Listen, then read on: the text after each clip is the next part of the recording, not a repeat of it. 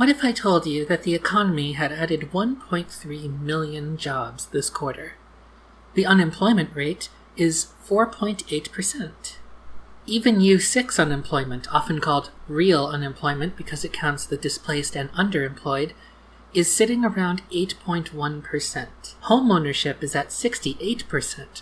For reference, the historic high is 69%. Based on this data, would you say the economy is doing well? Well, you're wrong, because it's the fourth quarter of 2007, and you're in the Great Recession. Caught in the crossfire of their politics and rage, have to pull some strings and get them off each other's backs. There was so much greater danger waiting to attack. Not to bury the lead here, but I am serious. We remember the fall of Lehman Brothers in September 2008 as the pivot of the 2008 recession. But these days, many economists now can see that the recession officially began in the fourth quarter of 2007, which means that most people were in the middle of a recession and didn't even realize it. But in December of 2007, foreclosures had already doubled compared to 2006. The government had already started a slow process of bailing out subprime mortgages, or home equity, in the summer of 2007, taking them from the banks in exchange for more stable loans. The reason many people didn't see the signs was because we have so internalized the myth of job creators is that the stats that we usually use to gauge the 1%'s progress, how many jobs are they creating, how much stock do they own, those were all fine. We ignored the bottom 90% who were already starting to suffer and thought it was just their bad luck. So yes, this is another theory video. And by that I mean I'm here to teach you how to think about process, and not a whole bunch of numbers and names to memorize that if you think about this 2 years from now, it won't matter. So let's start by asking our Team Trump viewers how wealth inequality is destroying the economy. No, go on. Give it some time. You might be drawing a blank if you follow the Donald. Many might even argue that's not true. The premise is flawed. But if you're in the financial sector, it absolutely is true. First question for general audiences: what does a bank do? Theoretically, well, a bank is where people store their money, liquid assets that they want to hold on to for a rainy day. But since the market economies all depend on the flow of capital, if the bank just acts as a huge vault, that money isn't actually having an impact on the broader economy. It actually hurts you to store your money in that case, since without it transferring from one person to the next, it can't get return on its cost. The dollar that comes from my paycheck to the grocery store, to the guy who works the seafood counter, to his car mechanic, that is far more valuable than the dollar that comes to me and sits in a jar for 50 years, even though they technically have the same value. Similarly, the bank acts as a circulatory service with the money people have left there. This is why looking at how much economic activity a certain amount of money generates is typically how we look at government programs. So, for example, food aid for the needy counts for almost double the money it actually costs, because those dollars don't just stop existing once they've left someone's benefits card, they continue to circulate. Aha! Caught you, you leftist beta cuck! But if it's government money, then it had to be taken from someone who would have circulated it on their own. Checkmate. And you have struck on the actual problem, Tradsneck, and that is the fact that money is currently having a very difficult time circulating due to wealth inequality. Let's use the go-to example, Jeff Bezos, as our case study. Let's say Jeff Bezos earns $50 billion again over the next 3 months. What does he do with that money? The go-to postmodern conservative answer is, well, he invests it. Where does he invest it? Some might go to his company, though history would suggest that's the last place it goes. But generally, Jeff is going to put his money in a bank of some kind, and his money is going to be managed by some sort of investment banker. So yes, that money will be invested, but the question then is, who is it investing in? Just $50 billion is a lot of money. That's the entire country of Lithuania for a year. It's more than it costs to run SpaceX. It's also such a large chunk of money that the only people who would need to borrow it don't need it. Walmart doesn't need a loan. They already have their billions in their war chest to play with if they want to buy a few more trucks. Even if you want to build a brand new site, you couldn't burn through all that Bezos money. This is the Marina Bay Sands in Singapore, a casino and hotel. As of this video, this is the 6th most expensive building in the world. It's a building so opulent, they built a canal running through the casino.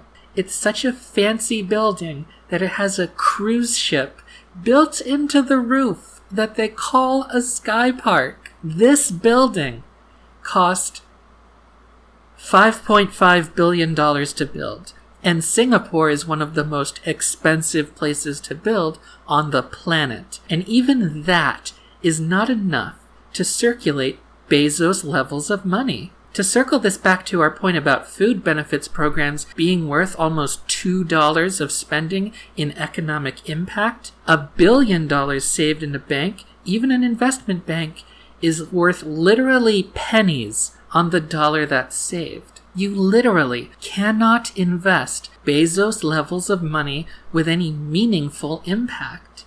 In effect, Jeff Bezos' money sitting in a bank is just as useless as if he stuffed it in a mattress. A mattress with very nice presentation and a small staff, but a mattress nonetheless. So how do banks solve this problem? Banks are basically now dragons sitting on these piles of gold. Only they want to get rid of it, but the only people asking are asking for a few farthings at a time. The solution of neoliberal economics is debt, and lots of it. You see, if every one of those bottom 90% of households is in debt, that's enough activity for the market to flow. This is why banks were going door to door in 2006, trying to convince homeowners to take out home equity loans. Home equity, of course, being a word made up in 1982 because it sounded nicer than second mortgage. This is literally the reason why companies like Best Buy want you to get credit cards with their store, because it's a way to move around Jeff Bezos' giant pile of money. If you buy on credit, you aren't circulating your hard-earned money, you're circulating Amazon's ill-gotten money. And you are unlikely to hoard that credit money you saved. Obviously, you have to pay it back eventually, so your money and Bezos' money both get to flow around. You should view your credit card as basically a micro-loan machine. This has been the primary impetus to free up debt spending by lower-income people. It's why I can go into a store and literally buy candy with a credit card. 20 years ago, most places had $50 minimums, or something of the nature. But as wealth inequality continues to grow, the strings attached to debt continue to loosen and get cut entirely, because the economy literally cannot function any other way with such a concentration of wealth at the top. And this will of course be one of the major challenges to ending income inequality, how to stabilize a market that has grown so dependent on debt spending that even an economic crash didn't curb our habits. The problem, of course, is that this is artificial debt in the sense that it isn't done in anticipation of not needing it anymore. On the contrary, this cycle of debt is mandatory in the current economy or the world will come crashing down. Let's take an example, the classic mortgage on the house. Typically, this would be debt someone takes on in anticipation that they would be making more money in 15 to 20 years than they are presently. So the upfront loan was a way to enable a middling economic household play big boy ball like it would in a decade and change. The problem with this model, of course, is that no one around the age of 30 legitimately thinks they'll be earning more money in the future than they are today, at least if the economic trends continue. Because by and large, they aren't making more now than they did at 20. Thus, that debt is not enabling debt, it is prohibitive debt, an obligation that will probably cause hardship for the duration. This is what economists mean when they say we need to tax billionaires, because the smaller the slice of Jeff Bezos' dragon pile of money is that gets circulated, the bigger the block of untapped money becomes. Only the federal and state governments are large enough to tap that wealth, to start up an infrastructure project and move it around, smearing it all over the faces of 40 million people, rather than forcing banks into the impossible position of needing to get more and more big loans from lower and lower income brackets. At, it must be noted, lower and lower risk to the lenders. This cycle is unsustainable and leads to many economic downturns. If Jeff Bezos was lending you his money directly, like he was Ebenezer Scrooge, he would take on a debt risk, the risk being that you might not pay back the loan and vanish. But in the debt economy, that risk is removed from Jeff Bezos and placed upon you, the debtor. And of course, this is much bigger than Jeff Bezos. We're just using him as an easy reference point because the individual face is easier for us to process. But many world governments invest directly in the United States because it is the world's largest market. But they are investing in millions of small-time borrowers. They just don't see it through the middleman of banks. You can, of course, apply this to many other kinds of debt in the current economy. Student loans are a prime example. It remains true that people with college degrees will earn more than people with diplomas on aggregate if the proportion of that increased income is not greater than the student loans attached to it. That entire segment of the economy becomes unusable for the society at large. Those are people who will stay in studio apartments until their mid-30s, not buying lawnmowers, not hiring electricians, and not buying fucking garden gnomes. And it's true that any individual's purchase of these services might not hurt or help a business. As a community, though, ask a local plumber how business would look if 50 fewer homes in his service radius suddenly didn't hire him. 100 fewer. Ask a restaurant owner if student debt was keeping her establishment permanently at 60% of capacity at the best of times. How long will she still be in business? Because what matters in a modern economy is the flow of capital, which is why you can believe me when I say that when I rage against Jeff Bezos at earning $40 billion on the backs of the unemployed, I rage not out of jealousy, but of concern. This is a very bad thing. Much of today's video is based on the work of economists Atif Armyan, Ludwig Straub, and Amir Sufi. I'm providing sublinks to the description if you really want to dig into the nuts and bolts of the debt economy, its history, and its function. I'll even link an interview if you want to absorb the basics in podcast form. This is important because for all the emphasis we place on job creators, it isn't their wealth driving the economic growth of the world economy, it is ours. It's the millions of boxes of spaghetti that move each week. It's the hundreds of thousands of computer accessories that pump through Amazon's warehouses. That wealth goes in, drives growth once, but then gets added to the Bezos money mattress. It stops. And banks have felt forced to find ever creative ways to get small consumers to spend debt. And the biggest problem with this is that none of this is meaningful investment debt. If I take a loan of $30,000 to start a business, that business might fail or it might one day grow. But because it doesn't matter to the current debt system if it succeeds or fails, then the banks aren't hunting for intelligent entrepreneurs. They're hunting for marks. They're hunting for suckers. One way to see that is how debt risk is handled. Pulling an example used by the aforementioned Amir Sufi, say you buy a $100,000 house. You take an $80,000 mortgage to pay and $20,000 for the down payment. If the house's value depreciates when you go to sell it for $80,000, you end up paying that $80,000 mortgage and you absorb the full 20% price decrease. When in a functioning economy, because the bank put down 80% of the initial capital, they should suck up 80% of the loss. You would of course adjust these rules to apply the other way.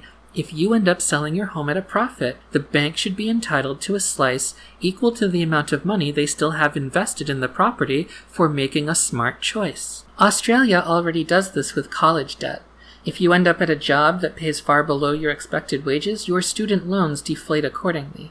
If you succeed and break out as a millionaire, your loans rise to compensate, because the financial institution, thus those who financed your education, get to benefit from that investment, at least in a small way, and I think that's only fair. But we have to do it the other way too. Right now, debt is a consumer good. It changes hands once, and its absolute value is always known. And that's only because we've had to find ever more creative ways to fund the debt market in an environment where monopolies and oligopolies have spent the past 40 years stifling startup businesses. I'm a Cassandra on this. These videos, this and the previous one about the debt stimulus, are correct. Mark my words. With Congress abandoning their responsibility to spend money on the population, something even the Fed chair begged them to do, we are fucked. The next 3 months are going to be important, and we'll be lucky if half our friends don't end up homeless, because they just don't see the problem. They still only see the job creators, and things are going great for them, but they just can't, physically cannot see that the bottom 90% has contracted, just like it did in December of 2007. Both sides are so laser focused on that not even the slightest movement can be made to bail out the people they're there to serve. The system is broken, and consent to be governed will be withdrawn at this rate. Mark my words. We're all fucked. Through the age of the dragon, the people will talk of the day they were saved by a hero named Hawk. Hi guys, I hope you liked that video. I am probably gonna do a couple Andromeda reviews, because this was an angering and very draining thing. I spent the past 3 weeks, well, not 3 weeks, it's been a couple weeks though, just absorbing all of this economic stuff, and that's really hard. So the next couple of videos will probably be more fun ones, I guess, stuff that's easier to make, you know? The next Andromeda, Forced Perspective. The one after that is already planned and partially written. I'll also be doing a video on the Electoral College before we get to the election. Gotta pump that algorithm. Oh yeah, fuck with the algorithm. Leave a comment to fuck with it. Because might as well fuck everything right now, right? If you want to follow me on Twitter, please do so. I am in a good financial position, so I am in a position to help my friends. I'll be doing my best to make sure the trans crowdfund hashtag is getting circulated over the next couple months, because all of the evictions and all of the moneyless people who are going to be trapped choosing between food and rent, we're going to need a lot of that, a lot of solidarity, and I'll be doing what I can. I promise that much. Stay safe. Please stay safe. Black Lives Matter. If you're in the cities that are still having protests, power to you. I would love to signal boost you in my own small way. Please keep going. For those of us who can't attend anything due to our geography or disability. And hopefully we'll all see each other at the next one.